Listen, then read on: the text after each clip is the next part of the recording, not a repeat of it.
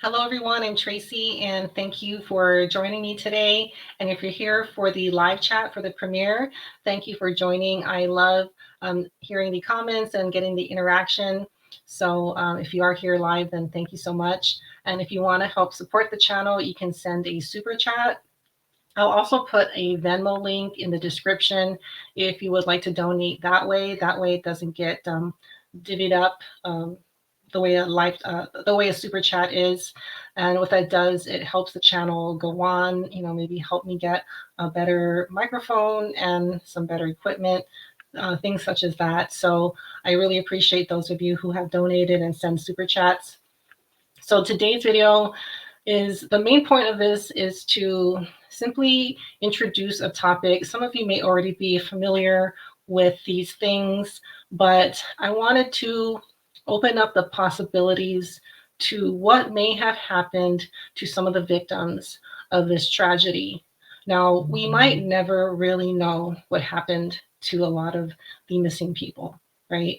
But I wanted to introduce a possibility, and that's simply what the point of this video is. Now, I'm going to start that with a clip from an interview of in the Sean Ryan show.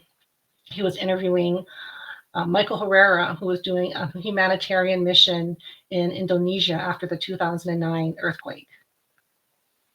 And he went explaining what the operations do, why they do it, and what they were using them for. And he says there's not drugs that they're putting in these shipping containers. He says it's humans.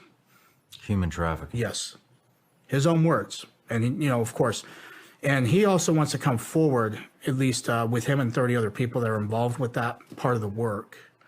But it was very disheartening to actually get that information relayed to me, because here I'm thinking for years it's drugs and it's a much sinister thing. But it makes sense because they use natural disasters that people are going to be missing anyway. Yep. Scoop up people. I mean, I've been covering human trafficking this year. Right. And that's, a lot of the human trafficking comes from third world countries in distress. You're in a third world area. Yep. In distress. Right after an earthquake would be, it's prime. Yeah. Prime time to do a human trafficking operation. Right. How big were the containers? I would say probably 8 feet and 10 feet, 8 feet tall, 10 feet within. So like maybe half a Connex box? Yeah, about that. Okay. And they were kind of like on the trailer that was underneath was kind of like a regular Humvee trailer that you would see kind of pull stuff, something like that. Okay, so there you heard Michael Herrera, who was doing a mission after the Jakarta earthquake. So that was the first time I had heard about human trafficking being done shortly after a natural disaster, or maybe in this case, a man-made disaster. I don't think they care what kind of disaster it is, but these types of incidences make the possibilities for taking advantage of people a lot easier.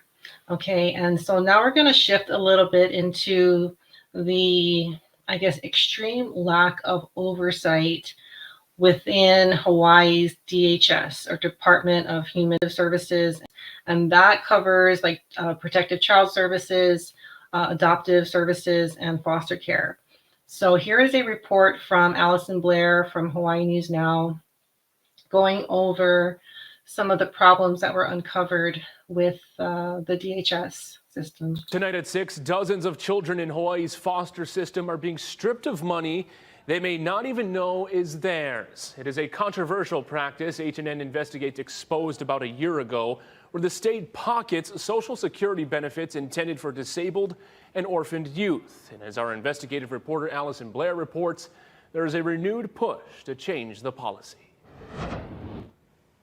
That inaccurate information is still posted on the legislature's website. It was presented to lawmakers last month as part of the Department of Human Services written testimony in response to a resolution aimed at halting the agency's practice of taking foster children's Social Security benefits. The way foster care works, children fall into two categories: the ones who pay for their care and the ones who don't. Of the more than 2,000 keiki currently in Hawaii's foster system, 97% don't pay a dime. The costs are all covered by the state. But that's not the case for children entitled to Social Security benefits. The state's Department of Human Services confirms it's currently taking money from 55 kids and using it to pay their foster parents. It's a little-known practice youth advocates say is extremely unfair. DHS is claiming that if they don't take this money from kids, the state would have to assume the full cost of paying for their foster care. Well, that's exactly the responsibility they have when they take a child into care. Over the past couple years, the issue has prompted lawmakers to propose multiple resolutions asking DHS to stop taking children's benefits.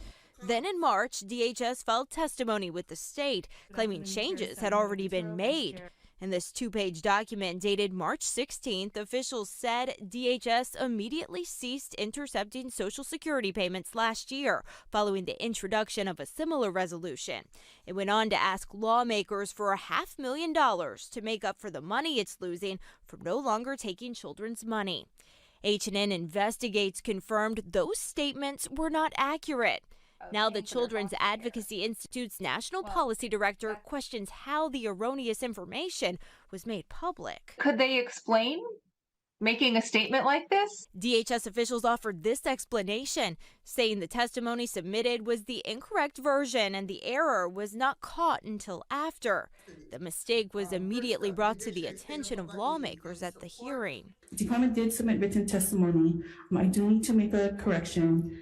The last sentence on page 1 is incorrect. What actually occurred is that we immediately began discussions to consider how we can cease Social Security payments for use of foster board reimbursements. The department told lawmakers it's willing to forego the use of Social Security benefits, but to make up the difference, the agency needs an additional $500,000 a year added to its budget. We hope that with that, we'll be able to make significant progress in terms of not relying on Social Security benefits for foster board reimbursements. If that happens, it would make Hawaii one of a handful of states to do away with the controversial policy. It would appear that the agency is optimistic and maybe a little bit ahead of themselves. At this point, I think we should hold their feet to the fire for executing that policy change.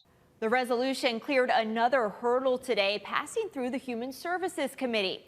Children's advocates say they'd like to see all their Social Security benefits placed in an account so those children will have some savings to potentially go to school, buy a car, and pay for rent once they age out of the foster system. Allison Blair, Hawaii News Now. So what that report was saying, and the report also says that this is a very commonly done thing where the state, so the state of Hawaii, DHS, intercepts the Social Security payments for the foster kids from the federal government and takes that. In this case, they were paying the board. So the foster board, the administrators, were taking that money and then I guess using what they needed to give to the foster parents. I don't know exactly what the entire Social Security benefit amount is, but I did find what the suggested payments that a foster parent should get per child. And I have that right here. It was in a Hawaii News Now document. And I know it's a little small.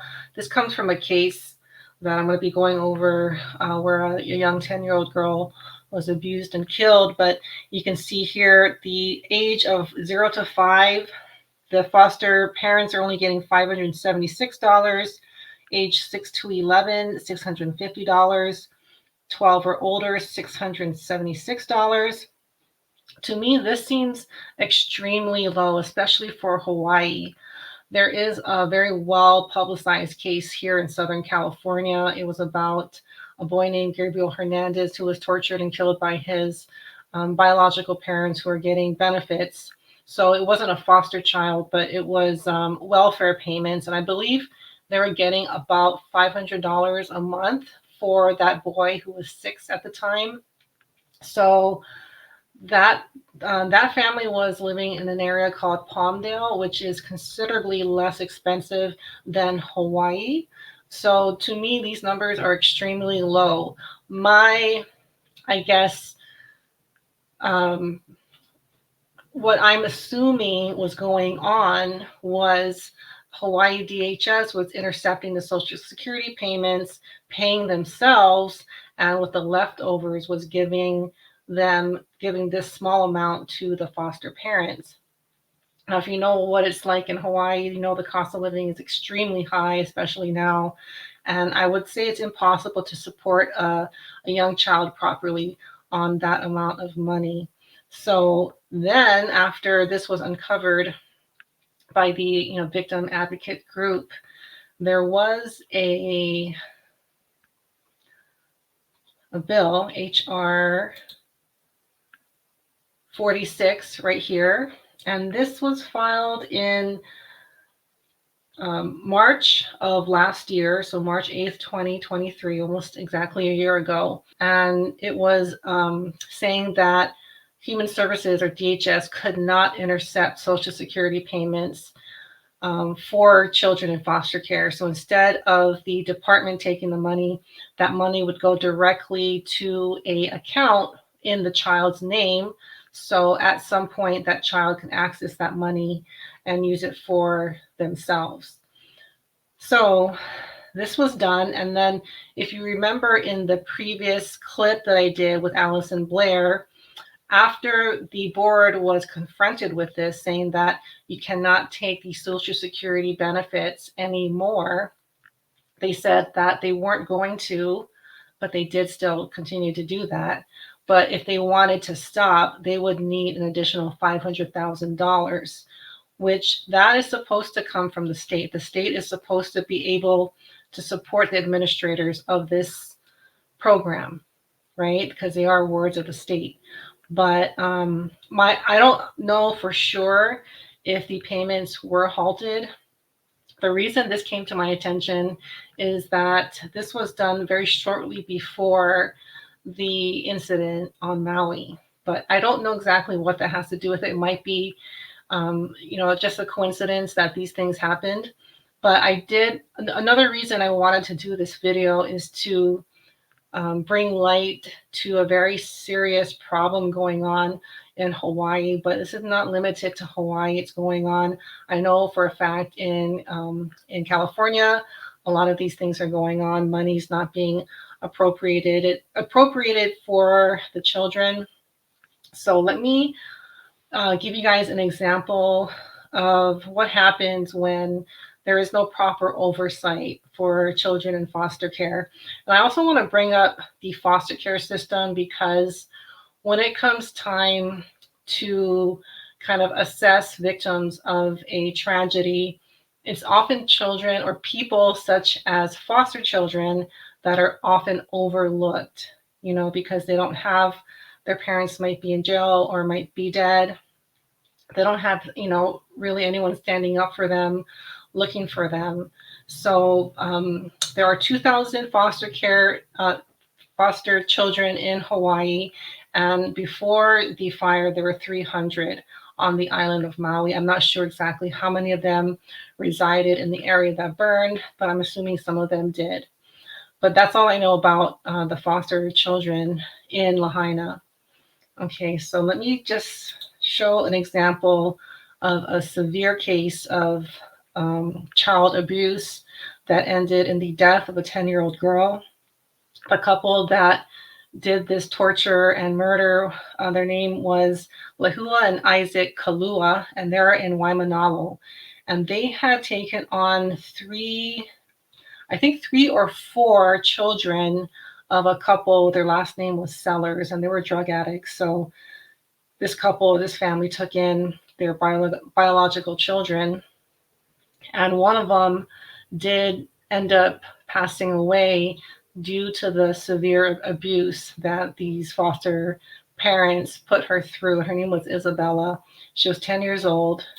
And I'll put the link to this article if you want to read all the details, but it's very disturbing, very heartbreaking situation that this young girl was in. She was hungry, so they said they put her in a cage so she wouldn't get out and look for food. And they also used duct tape to cover her mouth and I guess prevent her from talking. So this is something, oh wait, also forgot to mention this. There is no criminal background or background check done on foster parents. So this so-called foster father was a convicted felon, and he was convicted of violent crimes. Okay, so he was convicted of a felony of terroristic threatening assault and attempted assault in 2001. So it was known that this man who was put in charge of these young children had been charged of these really um, violent crimes. So my understanding is that this is still the case. There is still no criminal background check for foster parents or for adoption, children up for adoption. So that is, that really does sound crazy, but I'll link what I can down below if you want to see for yourself that this is the case, and I believe this is the law that they don't have to do a criminal background check for foster parents. All right, and then here is the bill. I think I showed this, Bill 46, demanding that DHS not intercept the Social Security payments for foster children. Okay, so these two articles are more recent, and I believe this is in response to these cases, such as the Isabella Kalua case. And her case was not the only one. You can look into this, and there are other cases of severe child abuse in foster care.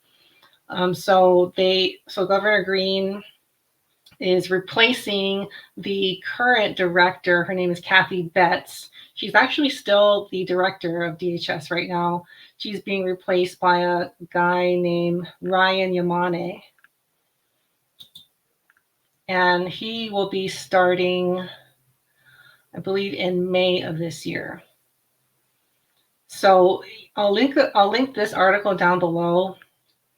They don't mention that this horrible death of this girl Isabella happened on her watch. I'm just assuming, and the author of this article is also assuming that she will no longer be the director, partly because of these cases that are coming out of severe abuse and neglect, and in this case, the death of a young child.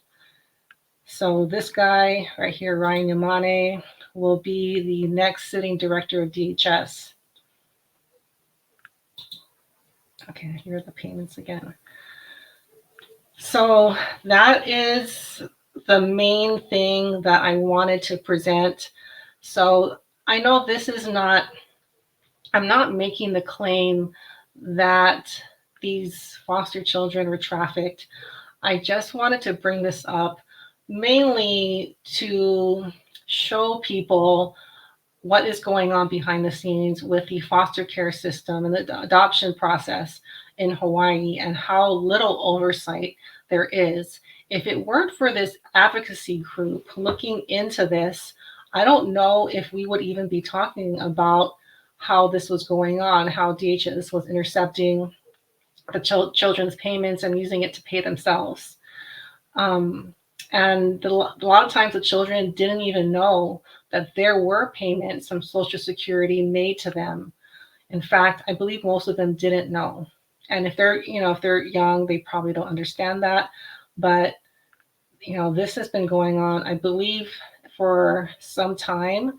And this does bring up the question, I guess, when it comes to the point where we need to more closely account for the victims of the Lahaina fire, who is being overlooked, and I do believe this group of people are.